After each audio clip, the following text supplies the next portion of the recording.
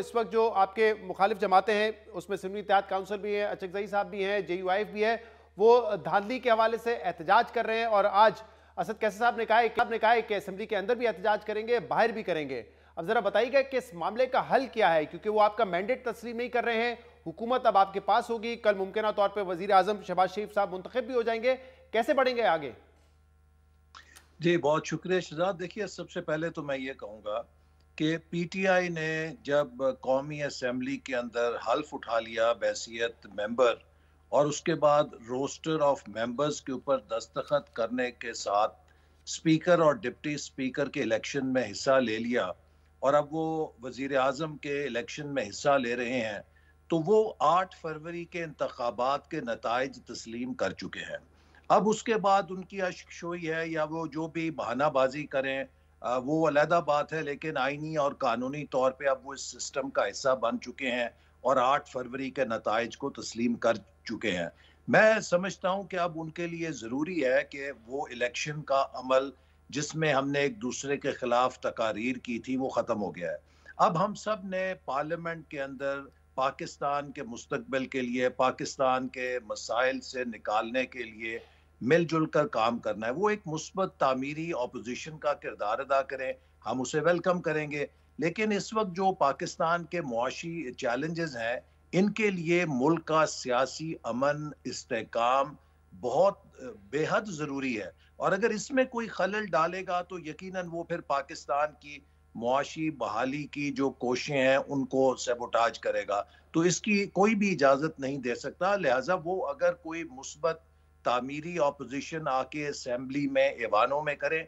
ऐवानों का क्या मकसद होता है? ऐवानों का यही मकसद होता है कि आप बजाय सड़कों पे, गलियों में और एक दूसरे के खिलाफ बरसरे पैकार हों, आप अपने मैंडेट के साथ एक छत के नीचे बैठें और अपने इख्तलाफात को वहाँ मुहज़्ज़ब तरीके से और जमहूरी तरीके से सुलझाएं। तो मैं उम्मीद करता हूँ कि PTI अपने रवश पे ज़रूर नज़र-ए-सानी करेगी, चूँकि अब वो हर लिहाज से इस ऐवान का मेंबर बन के, हिस्सा बनकर 8 फरवरी के नताइज को तस्लीम कर चुकी है। ऐसे साहब इसमें मसला ये है कि दीगर जमातें 2018 में उन्होंने भी धांधली का शोर मचाया, आप लोग असेंबली में आ गए, लेकिन आपने उनका मैंडेट तस्लीम नहीं किया। आप उनको सेलेक्टेड कहते थे और बार बार ये कहते थे कि असेंबली जाली वोटों पे खड़ी हुई है। तो ये एक प्रेशर तो आपने बहरहाल उस वक्त PTI पे डाला और वही प्रेशर वो अब आप पे डालेंगे, बल्कि अब PTI नहीं है, आपके साबिक जो हलीफ हैं वो भी इसमें शामिल हो चुके हैं।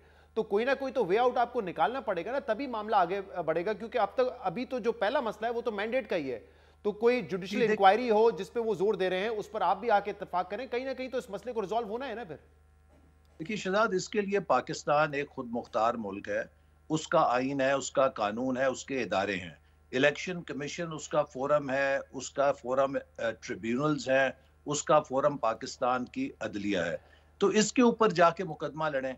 अब आप ये देखिए कि PTI पिछले कुछ अरसे से मुसलसल पाकिस्तान के खिलाफ, पाकिस्तान के दूसरे ममालिक में जाके उसके मसाइल को उठाकर पाकिस्तान में गैर मुल्की मुदाखलत का दरवाज़ा खोल रही है। उन्होंने जिस तरीके से IMF को ख़त लिखा, आप मुझे बताइए कि IMF के पास कौन से पाकिस्तान के आइन के तहत कोई इख्तियार है कि वो पाकिस्तान के इलेक्शनों का ऑडिट कर सके? अगर वो कांग्रेसमैन और सेनेटर्स के पास अमेरिका में जाके उनके दरवाजे तोड़ रहे हैं कि जी आप अमेरिका पाकिस्तान के इलेक्शन में मुदाखलत करें, मैं समझता हूँ कि असल में उनका मसला धांधली नहीं है। वो इस वक्त अमेरिका और IMF के पैर पकड़ रहे हैं कि इमरान खान को NRO दिया जाए और ये उनको NRO अमेरिका से नहीं मिलेगा, IMF से नहीं मिलेगा। उनको अपने मुकदमात का सामना अदालतों के अंदर ही करना पड़ेगा। ऐसे साहब ये बात दुरुस्त है, IMF को खत लिखने का ना कोई फायदा है, ना वो हमारे खिलाफ भी मुकदमात इन्होंने किए, झूठे मुकदमे बनाए। मैंने खुद जेल भुगती इमरान खान साहब के इंतकाम के नतीजे में। मैंने तो कभी अमेरिका के सफीर को जाके नहीं कहा या किसी IMF को नहीं कहा कि जी हमें झूठे मुकदमों से छुड़वाएं। हमने पाकिस्तान की अदालतों में अपने मुकदमात का दिफा किया और खुद को बेगुनाह साबित किया। ऐसे साहब इसमें तो कोई दो राय नहीं है कि IMF को खत लिखना नहीं चाहिए था और उसका कोई फायदा भी नहीं है। लेकिन बहरहाल देखिए, जब भी हर 5 साल बाद अवाम बैलेट बॉक्स पे जाती है तो उससे आपकी जमहूरियत को मजबूत होना होता है, क्योंकि एक ट्रांजिशन ऑफ पावर होगा, एक कंटिन्यूटी ऑफ डेमोक्रेसी होगी। लेकिन हमारे यहाँ हर इंतखाब जो होता है, हर 5 साल बाद बैलेट बॉक्स जो है वो जमहूरियत को कमजोर कर रहा है। तो इस पर मट्टी पाओ, आगे बढ़ो तो नहीं हो सकता। तो अगर इलेक्शन कमीशन के रोल पे सवालात हैं यहाँ पे बेजाब्तगियां हुई हैं, रिगिंग के संगीन इल्जामात है, तो आप लोग भी क्यों नहीं कहते कि तहकीकात करके फिर आगे बढ़े? देखिए ना, ये इसके लिए फोरम्स मौजूद है। मुझे आप बताइए शहजाद, जब पीटीआई हुकूमत में थी तो हमने बार बार पीटीआई को कहा कि आइए कौमी असेंबली में एक कमेटी बनाएं, उसके अंदर हम सब मिलकर एक ज़ाब्ता अखलाक बनाएं कि अगला इलेक्शन कैसे फेयर एंड फ्री होगा। इसके लिए हम सब मिलकर रूल्स ऑफ द गेम बनाएं ताकि ये धांधली धांधली का खेल खत्म हो। पीटीआई ने इनकार किया।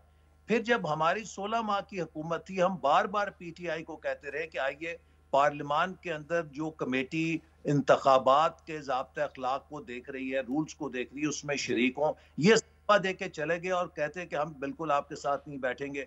देखिए, जब पिछले 5 सालों में बार बार इन्हें कहा गया और हमें पता था कि ये इलेक्शन हारेंगे और वही पंचर थ्योरी, जो अल मारूफ पंचर थ्योरी है, उसका ये कवर लेंगे और लोगों को फिर धांधली का शोर मचाएंगे। इसीलिए हम इन्हें बार बार कहते थे कि आइए मिलकर बैठें, हम एक ऐसा तरीक़ाकार वज़ा करें कि जिसके बाद पाकिस्तान में जो इलेक्शन जीते वो जीते और जो हारे वो धांधली का शोर ना मचाए। इलेक्शन तो नंबर वाइज तो वो नहीं हारे हैं। हुकूमत आपने मखलूत बना ली है पीपल्स पार्टी के साथ, पावर में आप है, लेकिन ये तो आप भी नहीं कह सकते कि इलेक्शन हम जीत कर आए। लेकिन अहम सवाल ये भी है कि जब आप कहते हैं जी, फिर दुरुस्त देखिए, 2/3 अवाम ने पीटीआई के खिलाफ वोट दिया है, 1/3 वोट जो है उनको मिला है। इसी तरह 4 फेडरेटिंग यूनिट्स में से उनके पास सिर्फ 1 फेडरेटिंग यूनिट का मैंडेट है।